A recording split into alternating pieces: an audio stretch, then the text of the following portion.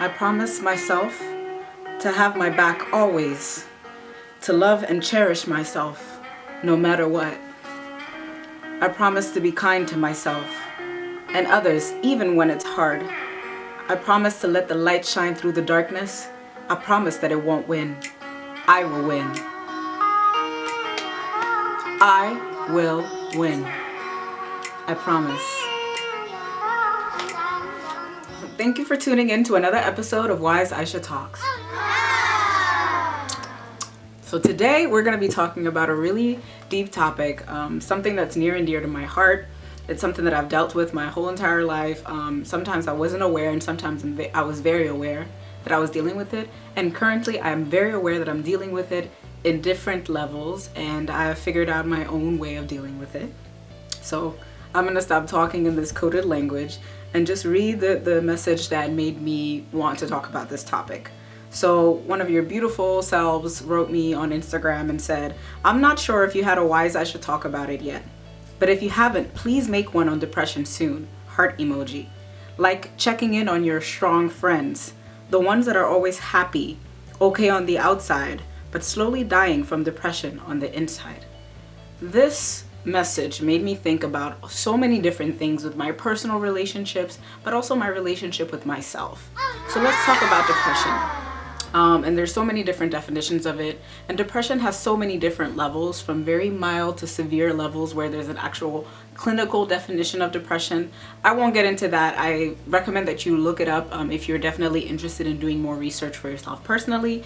But I just wanted to make this video really quickly to just have some tips for you to look out for when you're interacting with people or even with yourself, to really see whether or not if you're going through something. And it might be a very mild version of depression, or it could be a severe form that's clinical. And in that case, I would really suggest that you go and seek help right now at this moment. So these are a couple of signs that I was able to gather from my research on depression. So one of the things is feeling helpless or hopeless about life, feeling like you can't help it, that there's no one to help you and you're all alone. That feeling of isolation, and that self-talk. Loss of interest in daily activities. So these are things that you would normally want to do, like even getting up to take a shower, getting up to even want to eat, which is the next one. Change in appetite or weight. So that could mean even overeating or not eating enough at all. And seeing a huge change in your weight, whether that means like losing weight or gaining extreme amounts of weight based off of, what you're doing in your lifestyle. And sleep changes. Most of the time this means usually you're not getting enough sleep. So really it usually means trouble sleeping and finding that rhythm and that pace to have that deeply fulfilling, refreshing, energetic kind of sleep. Which leads me to the next thing. If you're not sleeping well, you might end up being irritable. But also this is another sign of depression, having anger or high levels of irritability, meaning that you get bothered by things very fast, or you get angry very quickly. You have a short temper, a short fuse, so anything could really set you off because you're not really balanced.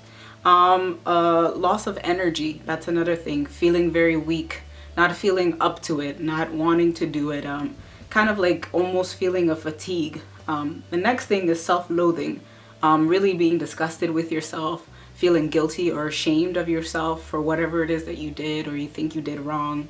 And this is the negative self-talk again. Reckless behavior, this is another sign of depression.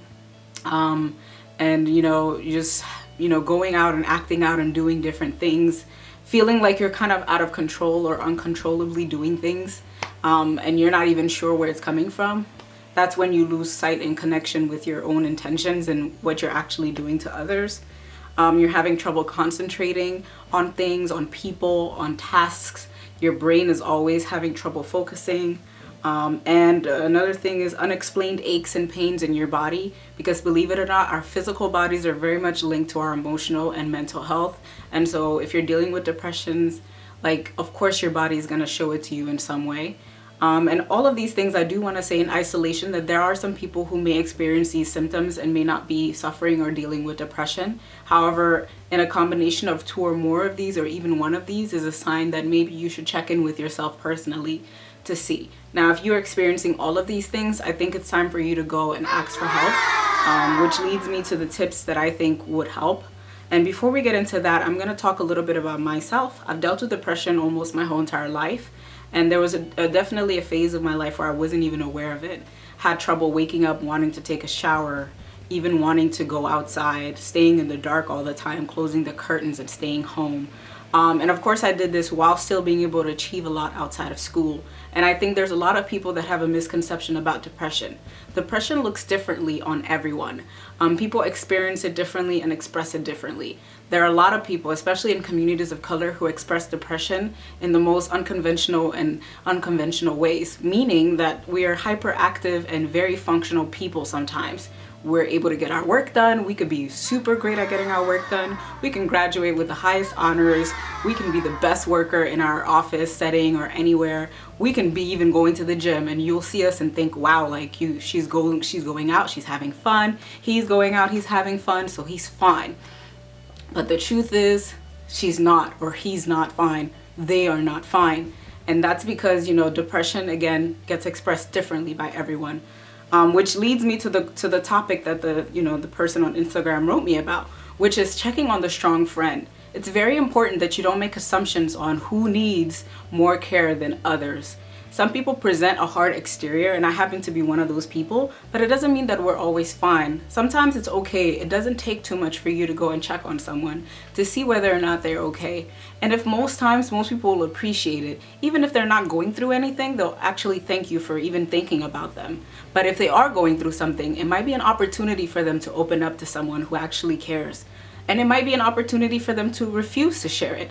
That's another thing. If you want to be someone who's helping someone, or you notice that your friend is going through something, you can reach out to them and try to see if you can be there for them to help them find resources for themselves. However, if they don't want the help and they don't want to initiate that with you, you also have to respect that and set yourself away and just be present for them when they require it.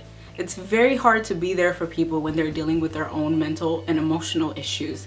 But if you really care about someone, it's worth a try to go ahead and make that step. So these are some of the tips. I already shared some of them.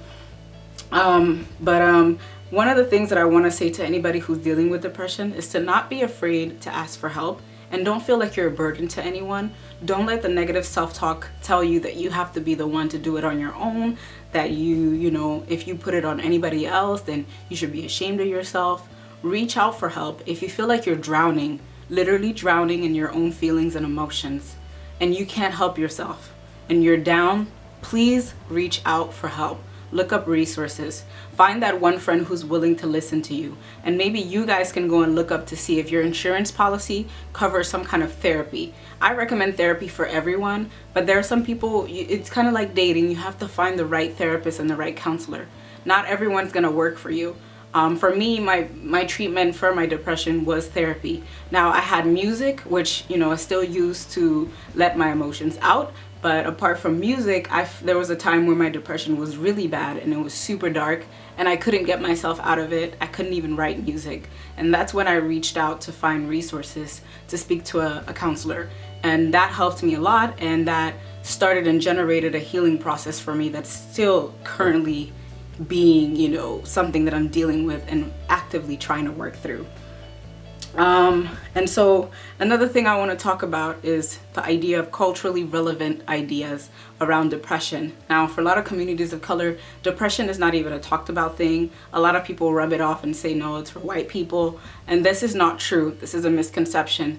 Everyone deals, again, with depression and their emotions in different ways and express them differently. Some of the symptoms that we see and hear about sometimes get positioned within the white framework a lot, but you don't realize it. But a lot of the women, a lot of our moms, our aunts, the people, the men, our fathers, our uncles that are carrying us, that are taking care of us, or that are in our lives, are actually dealing with different forms of depression, whether they are mild to severe, and they are still highly functional and able to get things done. So we don't pick up on it a lot of times, but they are going through things. So that's something that I really want to hone in on, is that even if your culture does not recognize depression, it's a real thing. It's something that everyone deals with. And sometimes it's not such a bad thing if you're dealing with a mild version of it. Everyone's always going to have little moments of darkness. And that's something that we have to get used to.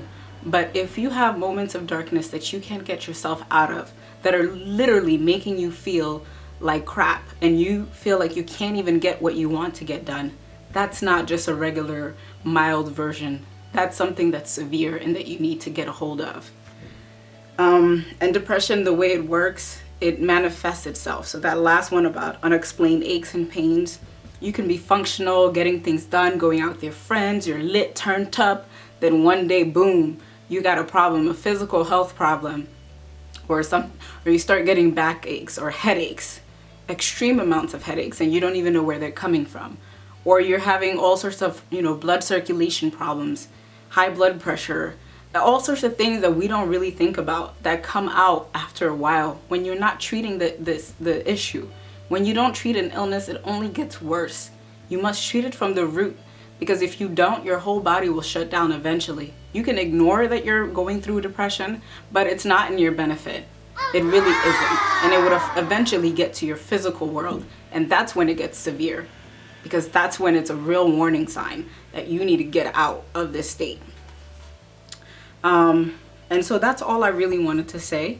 I think that I hope that everyone who is dealing with depression right now knows that they're not alone, that there's a whole heap of people who are experiencing the same thing you're experiencing. Please don't let yourself think that you're alone. Don't think that others that you see are doing better than you, because we really don't know what anyone is going through. But I want you to know that you're not alone, and that you can reach out to me, you can reach out to your friends, your real friends, you can reach out to people that you know really genuinely care for you. Because if they do care for you, they'll make sure that they'll help you through your journey to finding healing. And that's all I really wanted to say. Thank you for tuning into another episode of WiseAïchaTalks. I really appreciate all the love and support and your patience. And tune in for the next episode of WiseAïchaTalk, where I talk about happiness. Because believe it or not, depression and happiness are very much cousins in this world. Deuces.